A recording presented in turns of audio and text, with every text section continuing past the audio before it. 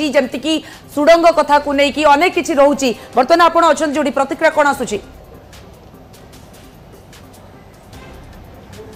देखु आम बर्तमान अच्छु राज्यर विशिष्ट भेषज विशेषज्ञ प्रोफेसर डाक्टर सीबीके महांती सहित जी कि से टीम रे थिले 11 जन टीम रे आलोचना करबा व्यक्तिगत अनुभूति कौन सीबीके सार जगन्नाथ परम भक्त एवं सारंकर घरे जदि आपण जिबे केबे तेबे गणेशंकर मूर्ति हजार संख्यार मूर्ति रही विभिन्न आकृति और प्रकृतिर सार आपण जने डाक्तर हिसाब से जन जगन्नाथ भक्त हिसाब से आम प्रश्न रहिबो जितेबाला आप रत्नभंडार भीतर को प्रवेश कले आगुरी कौन मन भीतर चिंताधारा था प्रवेश करने भितर केमी व्यक्तिगत अनुभूति आप रहा कि दिव्य अनुभूति है कि आज्ञा देखु जगन्नाथ मंदिर गोटे दिव्य स्थान से नुह से बहुत आगुरी कहुई वर्ष वर्ष धरिकी से कहुई बर्तमान जगन्नाथ विष्णुकर कलिजुगर अवतार बोली जदि कहु श्रीकृष्ण अवतार बोली कहु तेणु जगन्नाथ ठारे दिव्य शक्ति अच्छी बोली वर्ष वर्ष लोक धरिकी पृथ्वी सारा समस्ते विश्वास करते जे सी जगतर बा सारा विश्वर देवता आप देखते प्रथम महाप्रसाद सृष्टि केमी है जितेबाला इंद्रदुम्न पुरी आसी विश्वावसु आणिकी नीलमाधवकर भोग देता से सी देखिले जे सी जो चाउल प्रस्तुत होता सी पुरी अंचल नुह से जो फूल थिला से सीजन पुरी अंचल नुह तेणु से पचारे ये सब केमी आसला से कहला ये अर्घटा देवता माने आसिक फ्रॉम अदर स्पेसेस से महाप्रसाद उत्पत्ति ता माने कौन ता माने कॉन्सेप्ट है जे जगन्नाथ केवल ओडिशार ठाकुर नुहति भारतर ठाकुर नुहति विश्वर ठाकुर नुहति से संपूर्ण यूनिवर्सर ठाकुर यूनिवर्सल ठाकुर जितेबाला रत्नभंडार भितर गले सेमती अनुभूति कौन है पूरा प्रक्रिया में जानले आपनकर व्यक्तिगत अनुभूति सेमती किछि मु रत्न भंडार रे प्रवेश करने आगु रत्न भंडार विषय विभिन्न बही पढ़ापढ़ी करी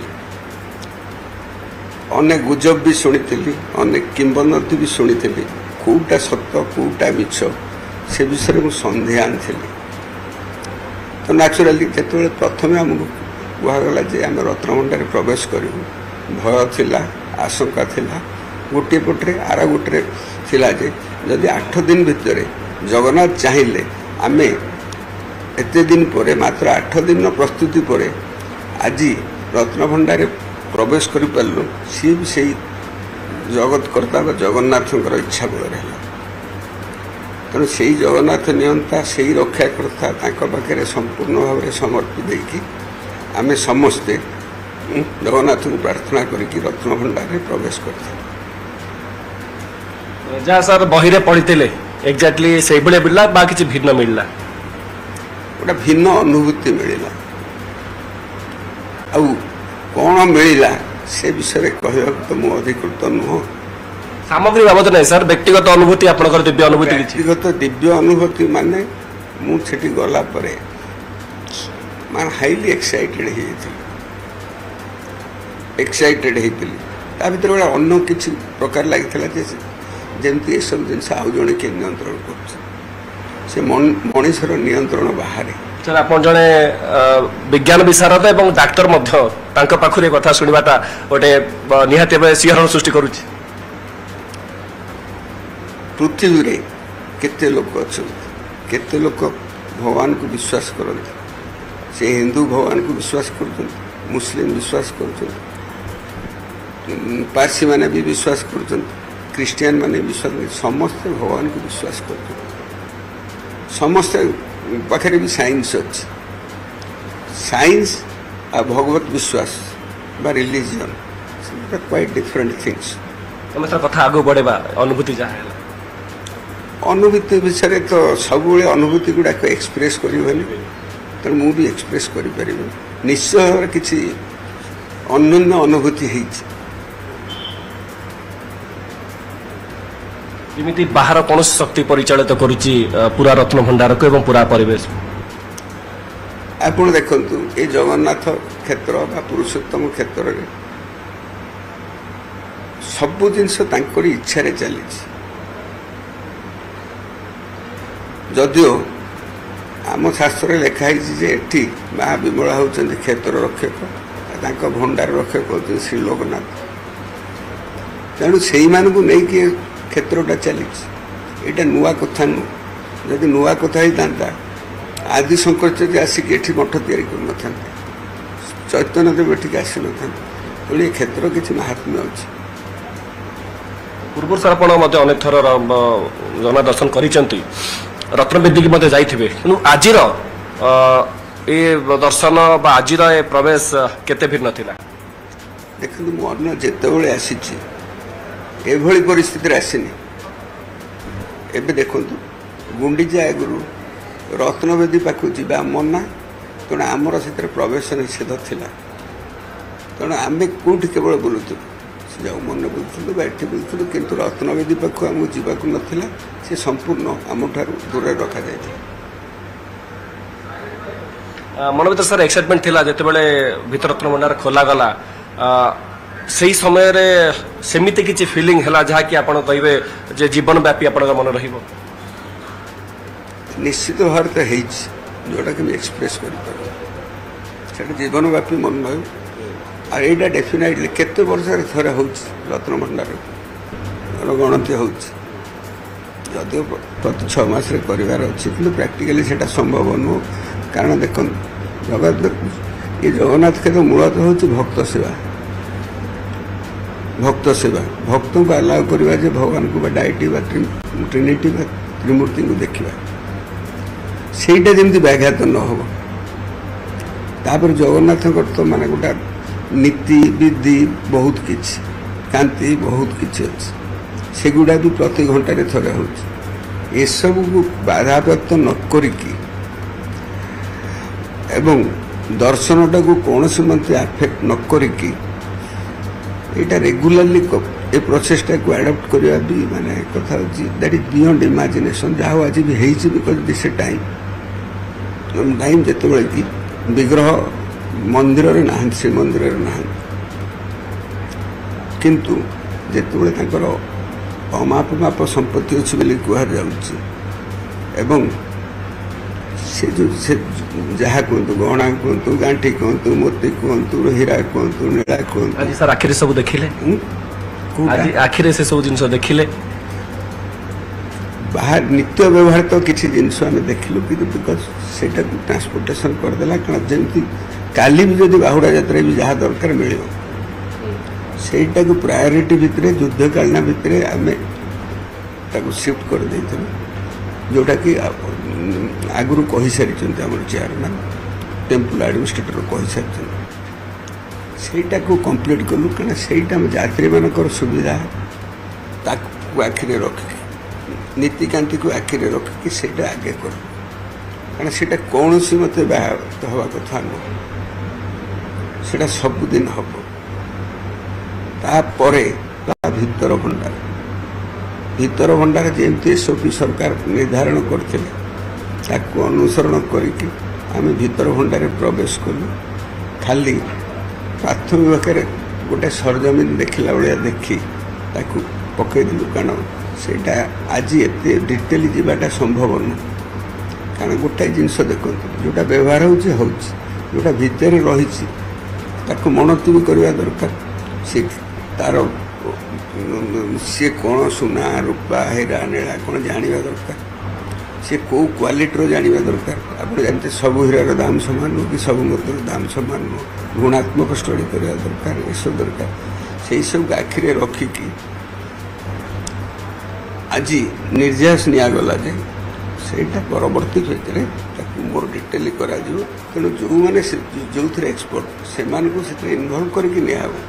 ଖାଲି ଆଖି ଧର୍ମକୁ ଆଖି ଠାର ମାରି କରିଦେଲା ଭଳିଆ କରିବେନି, ଯେଉଁଟାକି ଆପଣମାନଙ୍କୁ ଅତି କ୍ଲିଅର ଭାବରେ ଆଜି ଟେମ୍ପଲ ଆଡମିନିଷ୍ଟ୍ରେଟର ଶ୍ରୀ ଅରବିନ୍ଦ ପାଢ଼ୀ ମହୋଦୟ କହିଛନ୍ତି।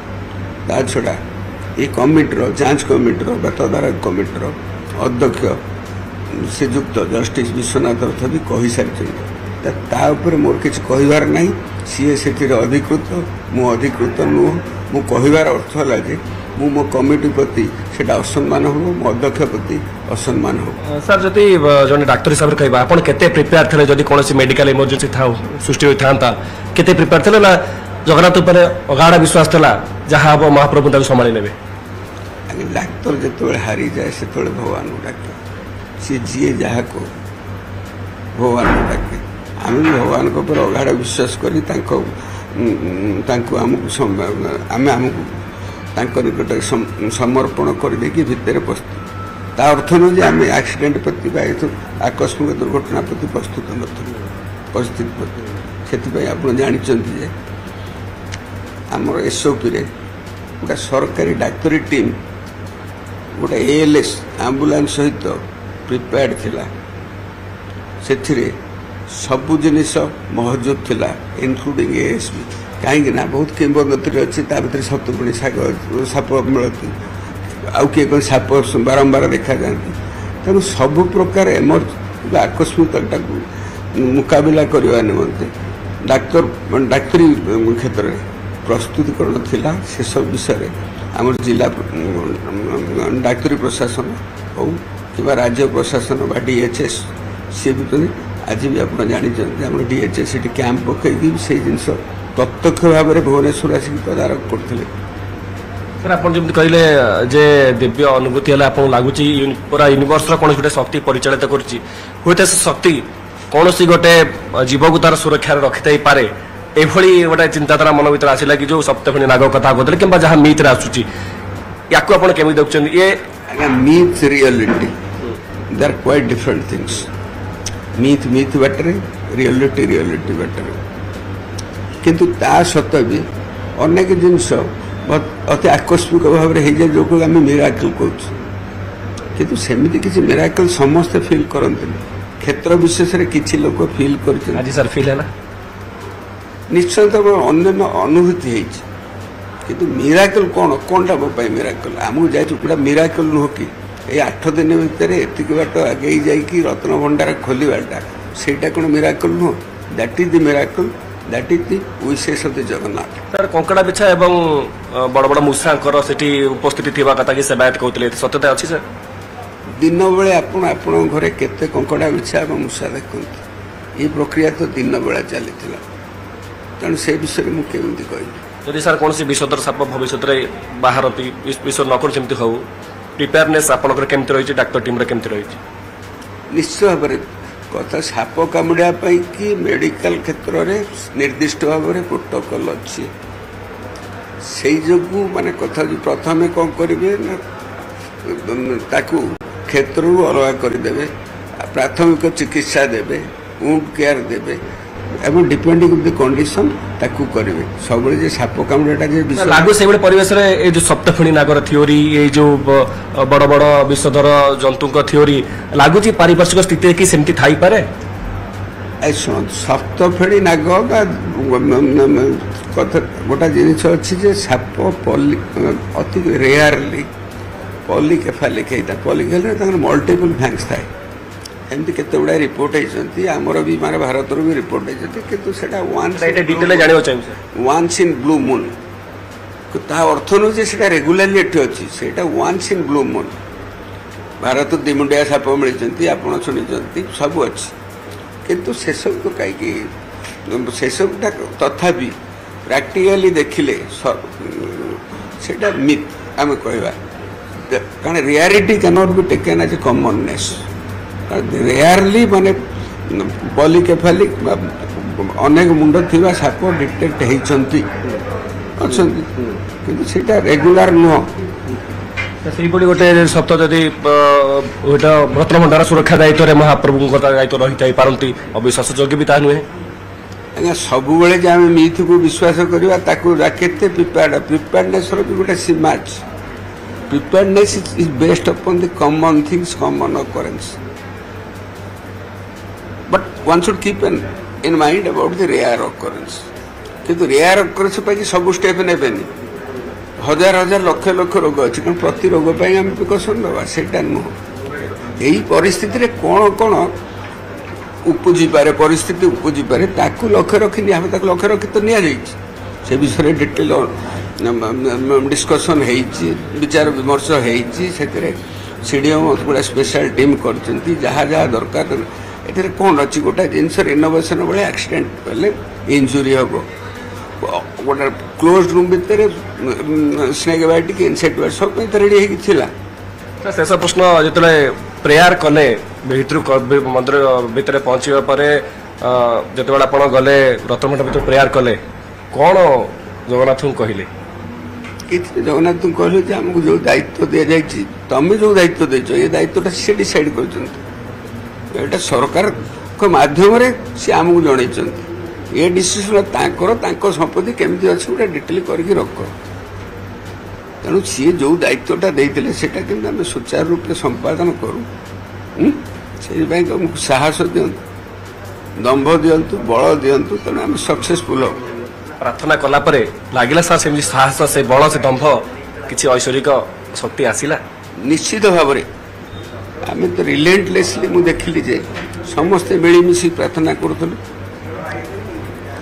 एते कम समय भितर गोटे 28 को प्रवेश कला एते कम समय भितर बाहर भंडारटा को गोटे जगह शिफ्ट करके पूरा संपूर्ण भाव में काल आज संध्या बेल भी प्रस्तुत कर रखाटा केते दूर कष्टकर आप निजे अनुमान कर पारा तेणु से जगन्नाथ इच्छा नथिले दया नथिले केमती बहुत बहुत धन्यवाद प्रोफेसर डॉक्टर सीबीके महांती जे कि सविशेष भाव आमको सूचना देते रोम टांकुर उठुची विभू जो कथा प्रोफेसर डॉक्टर महांती कहते आपन जदि स्टूडियो शुणुवे जो दर्शक मैंने भी घर बसी आज न्यूज 18 ओडिया देखुं से सीबीके महांती को कथा शुणुवे ओडार प्रति व्यक्ति कोण अनुकोण रोचे जानते निहत सिंहरण सृष्टि होती कारण जड़े विज्ञान रे अति उच्च स्तर में पहुंची तथा ओडार ना रखुवा विश्व में भारत में पाखु साइंस सहित साइंस बाबद आलोचना करवा सर आउ गोटे बड़ कथा हूँ आप देश विदेश एत आड़े बुली आम ठाकुर भली ठाकुर अन्य को आड़े पाई ना आम ठाकुर समस्त अनन्य एवं सब ऊर्धरे आज्ञा जहाँ कहतु ठाकुर माने गॉड गॉड इज वन तांको आमे जी जमी अनुमान कला जी जो फॉर्म भाविला से अनुसार देखिले तेणु समस्त ठाकुर अनन्य आम आम जगन्नाथ अनन्य जो सर रत्न भंडार को लेकिन जो आलोचना चली जे जराजीर्ण अवस्था अच्छी भांगी जीव जदि रिपेयर न होची से बड़ी सर फील है ना जी अच्छी कोलाप्सिंग कंडीशन है कि रिपेयर कले आउ लॉन्ग लास्टिंग हो पारे से highly technical matters repair question आसो केतबेले safety must be maintained and how far we can repair that is highly technical matter related to civil engineering and structural engineering and जेहेतु यहाँ गोटे टेम्पल एत 100 वर्षर टेम्पलटा जार आर्कियोलॉजिकल इंपोर्टेंस अच्छी तेणु एएसआई ए विषय डिसाइड कर जो अवस्था अच्छी से रिपेयर हम कि डेमोलिश हम सेफ ना अनसेफ से सब इंजीनियरिंग डिपार्टमेंट करे मु डाक्तर मत पचारे मुझे कौन कहीपर